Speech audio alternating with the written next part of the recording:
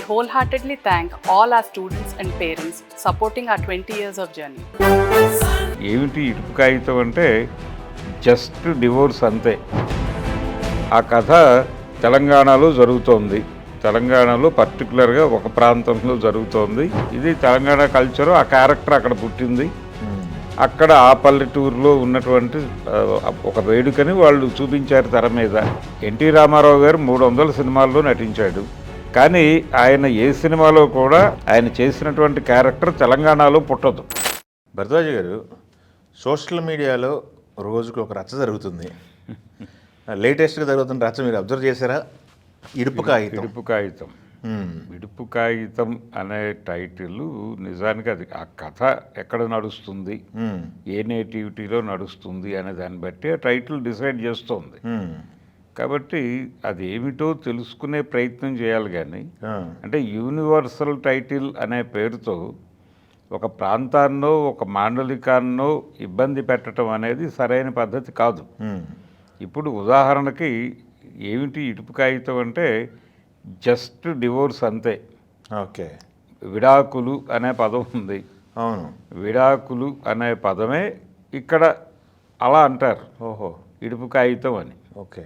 ఆ కథ ఎక్కడ జరుగుతోందో ఆ ప్రాంతపు మాట అది. ఆ కథ ఇప్పుడు తెలంగాణలో జరుగుతోంది. తెలంగాణలో పర్టికులర్గా ఒక ప్రాంతంలో జరుగుతోంది. ఆ ప్రాంతంలో దాన్ని అలా అంటారు.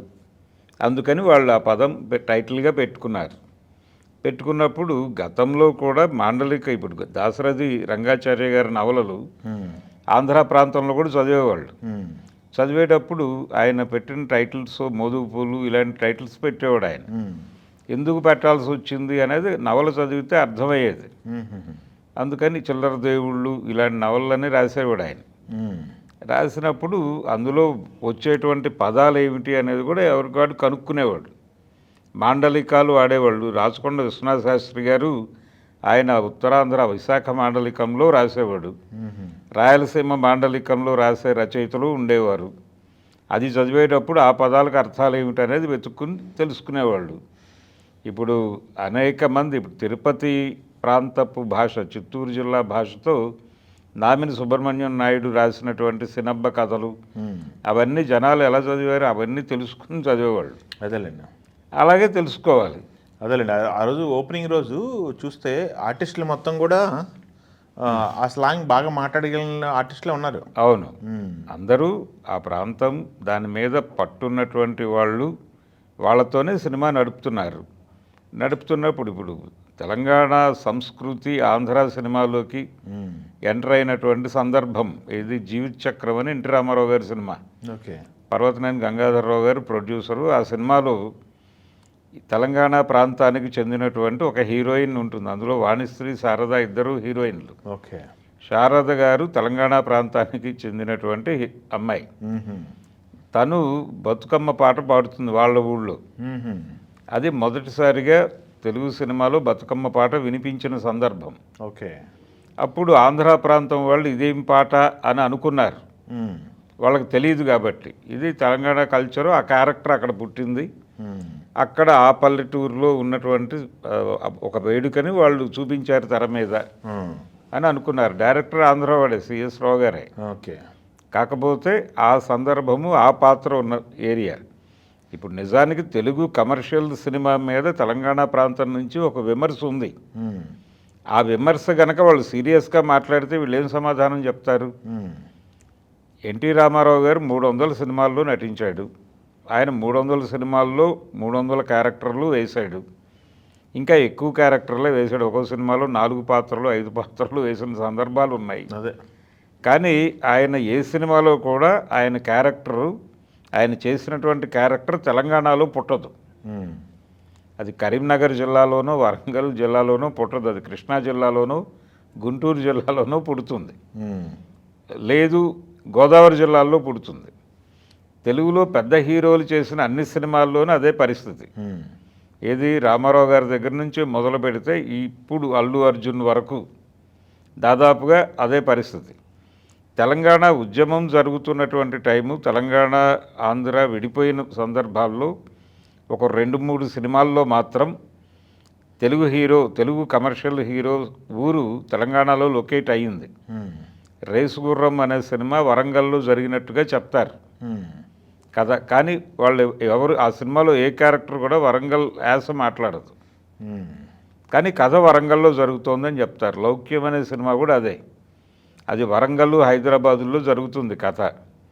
కానీ వాళ్ళెవరు చంద్రమోహన్ కానీ గోపీచంద్ కానీ వాళ్ళెవరు తెలంగాణ ఇడియంలో మాట్లాడుకోరు. రేసుగుర్రంలో అమ్మాయికి వాళ్ళ వదిన క్యారెక్టర్ చేసిన అమ్మాయికి లాంగ్వేజ్ తెలంగాణ లాంగ్వేజ్. అది హీరో కానీ హీరో మిత్రుడు కానీ లేకపోతే హీరో సన్నిహితంగా ఉండేటువంటి ఎంఎస్ నారాయణ గారు కానీ వాళ్ళు ఎవరూ తెలంగాణ ఇడియంలో వెళ్ళరు.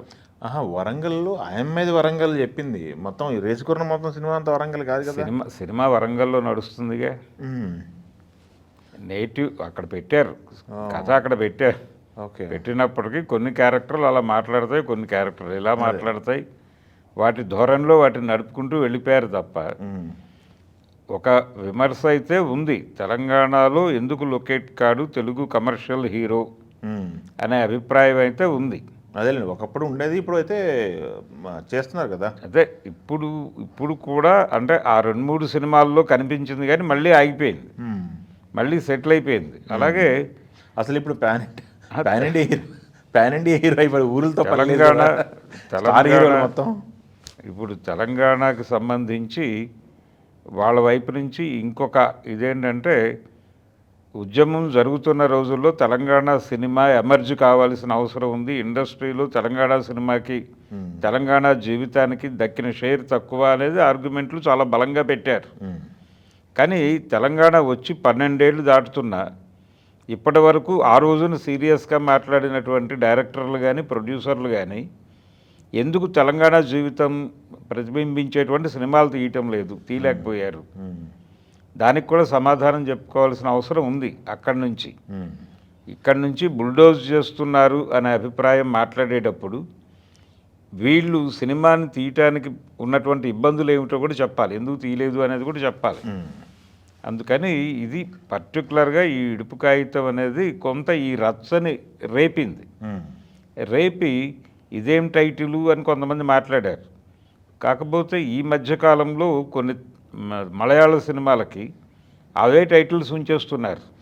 మలయాళం సినిమాలు తమిళ సినిమాలు కూడా కొన్ని టైటిల్స్తో ఒరిజినల్ టైటిల్స్తోనే పెట్టేస్తున్నారు. అవును, ఈ టైటిల్ ఏమిటి, ఇది కుదరదు, ఇదో విచిత్రంగా ఉంది, వేరే అర్థం ధ్వనించేదిగా ఉంది, కాబట్టి మార్చండి అని ఇక్కడ కొంతమంది ఫిల్మ్ జర్నలిస్టులు కూడా దాని మీద నిరసన తెలియజేసిన సందర్భాలు ఉన్నాయి. ఇప్పుడు విచిత్రంగా అలాంటి టైటిల్స్ మీద నిరసన ప్రకటించినటువంటి ఫిల్మ్ జర్నలిస్టులు చాలా వరకు ఈ ఇడుపు కాగితానికి ఓటేశారు. కనీసం ఇది తెలుగులో ఒక ప్రాంతానికి చెందినటువంటి మాండలిక పదం, అదే కదా, ఇది వాడటం కరెక్టే అని మాట్లాడుతున్నారు. కానీ సోషల్ మీడియాలో సార్వజనీనత ఉండాలి కదా టైటిల్కి, మీ సినిమా మేము చూడక్కర్లేదా అని మాట్లాడేస్తున్నారు దూకుడుగా. మీ టైటిల్ ఇప్పుడు మావిడాకులు అని వివి సత్యనారాయణ గారు పెట్టాడు, ఆ సినిమా అందరూ చూశారు కదా, మరి ఇడుపు కాగితం అని మార్చలేదు, టైటిల్ ఇక్కడ మార్చలేదు, దానికి ఎవరికి వాళ్ళు అర్థాలు చెప్పేసుకున్నారు, సినిమా చూస్తారు, అయిపోయింది. కాబట్టి అదే మాటని వీళ్ళ మాండలికంలో వీళ్ళు చెప్పుకున్నారు, అది తెలుసుకుంటే అయిపోయేదానికి. నిజంగా ఈ రచ్చ చేసే వాళ్ళు సోషల్ మీడియాలో నిజంగా సినిమా చూస్తారా థియేటర్కి వచ్చి అనేది అదొక గోళం, అదొక అనుమానం. అయితే ప్రచారం అయితే జరిగింది, ఈ సినిమా టైటిల్ జనంలోకి వెళ్ళటానికి ఈ చర్చ దోహదపడింది, బాగా వెళ్ళింది. ఇప్పుడు కనుక సినిమా కంటెంట్ ప్రాపర్గా ఉండి వాళ్ళు వేదిక మీద చెప్పినట్టుగా ప్రియదర్శి కావచ్చు, ప్రొడ్యూసర్స్ కావచ్చు, లేకపోతే ఆ హీరోయిన్ తను సోషల్ మీడియాలో చాలా పాపులర్ ఫోక్ సింగరు, డాన్సరు, ఆ అమ్మాయికి ఒక ఫాలోయింగ్ ఉంది. కాబట్టి వాళ్ళందరికీ గనక ఈ సినిమా కనెక్ట్ అయితే అప్పుడు ఈ ప్రచారము ఆ కనెక్టివిటీ వచ్చేస్తే అసలు కొబ్బరికాయ కొట్టిన రోజు జనాల్లోకి వెళ్ళిపోయింది సినిమా, వెళ్ళిపోయింది. దాంతో సినిమా బిజినెస్ అవుతుంది, డబ్బులు వస్తాయి. ఇప్పుడు కంటెంట్ బాగుంటే హీరో ఎవరు ఏమిటి అనేది చూడలేదు జనాలు. ఏది కంటెంట్ బాగుంటే బలగం పెద్ద హిట్ అవ్వాలా, చిన్న సినిమా చిన్న పాయింట్ అంతే. ఇప్పుడు ఆ రోజున దిల్ రాజు గారు కూడా ఓటీటీకి ముందుగానే కమిట్మెంట్ ఇచ్చాడు ఆయన, ఇది మ్యాక్సిమం 2 వీక్స్ సినిమా అన్న పద్ధతిలో ఎర్లీ అగ్రిమెంట్ ఇచ్చాడు ఆయన. తీరా ఓటీటీలోకి వచ్చిన తర్వాత కూడా థియేటర్లో స్ట్రాంగ్గా నిలబడింది సినిమా. అలాంటి పరిస్థితే ఉంటుంది ఈ సినిమాకు కూడా. కంటెంట్ ప్రాపర్గా ఉండి టైటిల్కి వచ్చినటువంటి ఈ కాంట్రవర్సీ ద్వారా క్రియేట్ అయిన పాపులారిటీ, అది కంటెంట్ బాగుంటే ఆర్థిక వాళ్ళకి రెవెన్యూగా మారుతుంది, లాభాలు తీసుకొస్తుంది. కాబట్టి మంచిదే, మరక మంచిదే అన్నట్టుగా ఈ వివాదం ఒక రకంగా సినిమాకు ఉపయోగపడేది. ఓకే. కాకపోతే మాండలికాల్లో పెట్టినప్పుడు చాలా మాండలికాలు ఉన్నాయి. తెలంగాణ మాండలికం ఉంది, ఇప్పుడు ఉత్తరాంధ్ర ఉంది, రాయలసీమ ఉంది. ఉంది. ఇప్పుడు ఒకే ఏరియా దక్షిణాంధ్రలో కూడా గుంటూరులో మాట్లాడే భాష వేరు, విజయవాడలో మాట్లాడే భాష వేరు. చాలా పదాలు తేడా వస్తాయి. ఏది 40 కిలోమీటర్ల లోపు ఉన్నటువంటి ఓళ్ళల్లోనే. గుడివాడ వైపు వెళితే భాష మారుతుంది, మళ్ళీ అదొక 40 కిలోమీటర్లు మాత్రమే. భారతదేశంలో ఎక్కడి నుంచి అయినా 1 లీటర్ పెట్రోల్ కొట్టించుకుని వెళ్ళే దూరంలో ఇక్కడ మాండలికానికి అక్కడ మాండలికానికి తేడా ఉంటుంది. దాన్ని యాక్సెప్ట్ చేయాలి. ఆ ప్రాంతంలో ఆ పదాన్ని అంటారు కాబట్టి ఆ ప్రాంతపు కథగా టైటిల్ పెట్టడం సమంజసం అనుకుంటే గొడవ లేదు. కానీ అనవసరమైన రాద్ధాంతం చేశారు, అది జనంలోకి బాగా వెళ్ళింది. దీన్ని సినిమా ఉపయోగించుకుని ఒక మంచి కంటెంట్తో కనుక వస్తే పెద్ద హిట్ అయింది, పెద్ద హిట్ అవుతుంది సినిమా. Thank you.